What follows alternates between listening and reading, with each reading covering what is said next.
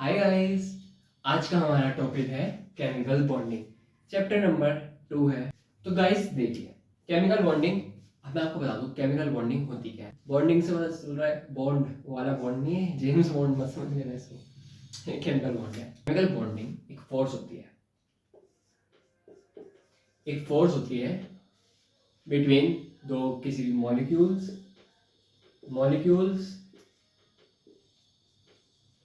Atoms या फिर compounds. किसी के भी बीच में जो बॉन्ड होगी, फोर्स होगी, जो उनको आपस में जोड़ के रखने का काम करेगी, उसे हम कहते हैं बॉन्ड। उसके वो कहते हैं केमिकल फोर्स या फिर केमिकल बॉन्ड। अब ये जो केमिकल बॉन्डिंग है, ये हमें 3 तरीके की पढ़नी है। We have to study 3 types of chemical bond, namely first that is ionic bond,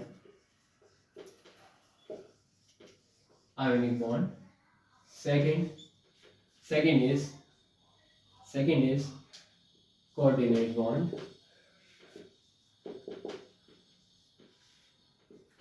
and third is बहुत ही बेसिक क्लास है, बेसिक कंसेप्ट मैं आपको समझाऊंगा आज।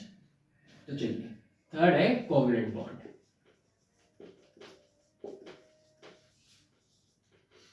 तो ये 3 तरीके की हमें पढ़नी है पूरे चैप्टर में। 3 तरह की bond, ionic bond, coordinate bond और कोवलेंट बॉन्ड।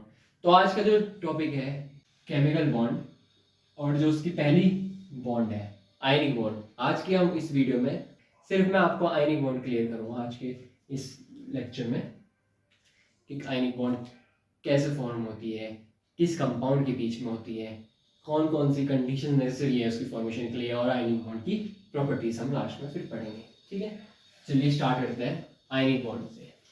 आयनिक बॉन्ड को हम इलेक्ट्रोवैलेंट बॉन्ड भी कहते हैं। आयनिक बॉन्ड को इलेक्ट्रोवैलेंट बॉन्ड भी हम कह सकते हैं। इलेक्ट्रोवैलेंट बॉन्ड, जैसे कि आयनिक बॉन्ड से पता ही चल रहा है, इसके नाम ये है आयंस, यानी आयंस का इन्वॉल्वमेंट कहीं ना कहीं होगा। तो चलिए देखते हैं कैसे। आयनिक बॉन्ड हमेशा मेटल और नॉन मेटल के बीच में ही हमेशा फॉर्म होगी। एक मेटल होगा और एक नॉन मेटल होगा, हमेशा इन दोनों के बीच में ही आयनिक बॉन्ड फॉर्म होती है। तो जो मेटल होगा वो इलेक्ट्रॉन को लूज करेगा, लूज इलेक्ट्रॉन, और ये इलेक्ट्रॉन को एक्सेप्ट करेगा। जो नॉन मेटल होगा एक्सेप्ट इलेक्ट्रॉन। तो ये तो हम जनरल से एक बात होगी, जिसकी वैलेंसी 1 2 3 होगी, यहाँ पे 4 5 6 7 ऐसे फॉर्म होगी। देखते हैं हम, अगर हम एग्जांपल ले लें, आयनिक बॉन्ड हमेशा ट्रांसफर ऑफ इलेक्ट्रॉन से बनती है। इलेक्ट्रॉन्स का ट्रांसफर होना बहुत जरूरी है। जहाँ पे भी आपको एक साथ एक कंपाउंड में एक मेटल और एक नॉन मेटल दिख गया, तो आप समझ लीजिए उन दोनों के बीच में आयनिक बॉन्ड होगी या फिर इलेक्ट्रोवैलेंट बॉन्ड होगी। ठीक है, तो मान लीजिए हमने एग्जांपल लिया NaCl, बहुत ही कॉमन एग्जांपल है NaCl, सोडियम क्लोराइड, बहुत ही कॉमन एग्जांपल है। अब अगर हम सोडियम का इलेक्ट्रॉनिक कन्फिग्रेशन देखें तो 281 इसका इलेक्ट्रॉनिक कन्फिग्रेशन है। वही अगर क्लोरीन का देखें तो क्लोरीन का होता है 287, क्योंकि एटॉमिक नंबर कितना होता है, यहाँ पे 11, यहाँ पे 17। अब मैं ये मान के चल रहा हूँ कि आप लोगों को ऑक्टेट रूल तो पता ही होगा। आउटरमोस्ट शेल में 8 इलेक्ट्रॉन होने चाहिए, ब्ला ब्ला ब्ला। ऑक्टेट रूल कंप्लीट होना चाहिए, स्टेबल होगा तभी कंपाउंड हमारा। ठीक है, ये तो आपको पता ही होगा, मैं मान के चल रहा हूँ। ठीक है, तो अगर हम आगे बात करें तो क्या होता है, sodium electronic configuration 281, chlorine electronic configuration 287। तो जो एक इलेक्ट्रॉन है ये इसको लूज कर देगा, और यहाँ पे 7 है, ये 8 हो जाएगा, ये एक्सेप्ट कर लेगा उस इलेक्ट्रॉन को, ये लूज करके, तो ये यहाँ पे एक्सेप्ट कर लेगा। तो क्या होगा देखिए, सोडियम एक इलेक्ट्रॉन लूज करके पॉजिटिव हो जाएगा, वहीं जो क्लोरीन है वो एक इलेक्ट्रॉन एक्सेप्ट करके नेगेटिव हो जाएगा, Cl नेगेटिव। ठीक है, इतनी बात समझ में आ गई। पॉजिटिव है, और ये एनायन हो गया, आयंस हो गए ना इन्वॉल्व, जो मैंने आपको बताया था स्टार्टिंग में, एनायंस आयंस के टाइम्स। ठीक है, इतनी बात आप लोगों को समझ में आ गई होगी। ठीक है, अब आगे बढ़ते हैं। अगर हम एग्जांपल ले लें MgCl2। अब MgCl2 देखिए, MgCl2 का एग्जांपल हम अगर लें तो Mg कितना होता है 12, इलेक्ट्रॉन कनेक्शन 282, क्लोरीन 287। अब ये 2 इलेक्ट्रॉन को रिमूव करना है, तो एक इस क्लोरीन को देगा, एक और इलेक्ट्रॉन देगा ये दूसरे क्लोरीन के एटम को यहाँ पर, तो ये लूज कर देगा, ये स्टेबल हुआ, यहाँ पर एक इलेक्ट्रॉन लेके ये स्टेबल हुआ। ठीक है, इनके बीच में बन जाएगी इलेक्ट्रोस्टैटिक फोर्स आ जाएगी यहाँ पर। ठीक है, Mg2 पॉजिटिव, Cl2 नेगेटिव, इसको हम कहेंगे इलेक्ट्रोस्टैटिक फोर्स। बहुत स्ट्रॉन्ग बॉन्ड होते हैं, ये ध्यान रखिएगा, इलेक्ट्रोस्टैटिक फोर्स। ठीक है, एक मेटल और एक नॉन मेटल के बीच में। मेरा नाम है दिव्यांश शर्मा और आप है चैनल जेन जेड गुरुकुल पर। मेरा समझ में आ गया होगा आपको। अब इसका एक और एग्जांपल अगर हम लें तो हो जाएगा MgO, मैग्नीशियम ऑक्साइड। तो Mg अपना 12 एटॉमिक नंबर 282, ऑक्सीजन कितना होता है एटॉमिक नंबर ऑक्सीजन का, देखिए ऑक्सीजन का कितना होता है 8 एटॉमिक नंबर, कंट्रीब्यूशन का 2 6, तो ये 2 इलेक्ट्रॉन यहाँ पे लूज करेगा, इलेक्ट्रॉन इसके पास नहीं, ये गेन करेगा, ये नेगेटिव हो जाएगा, ये पॉजिटिव हो जाएगा, 2 इलेक्ट्रॉन दिए, Mg2 प्लस हुआ, ऑक्सीजन 2 माइनस हुआ। ठीक है, ये स्टेबल हो गया, ये स्टेबल हो गया। तो इस तरीके से फॉर्मेशन चलती है हमारी। प्रॉपर्टीज की अगर हम बात करते हैं तो देखिए प्रॉपर्टीज क्या होंगी।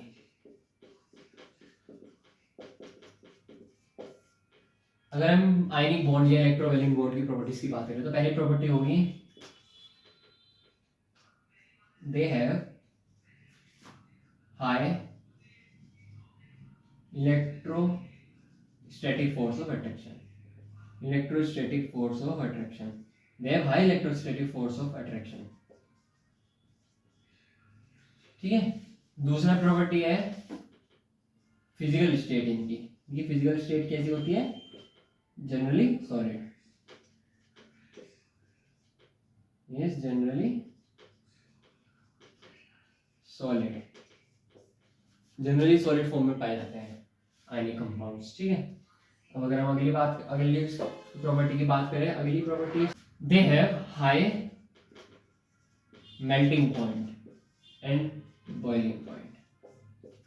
बॉइलिंग और मेल्टिंग पॉइंट हाई होगा। अब आप पूछेंगे क्यों होगा ऐसा, तो वो होता है high electrostatic force of attraction, strong जो होती है ना इलेक्ट्रोस्टैटिक फोर्स, जो पहला पॉइंट था उसकी वजह से।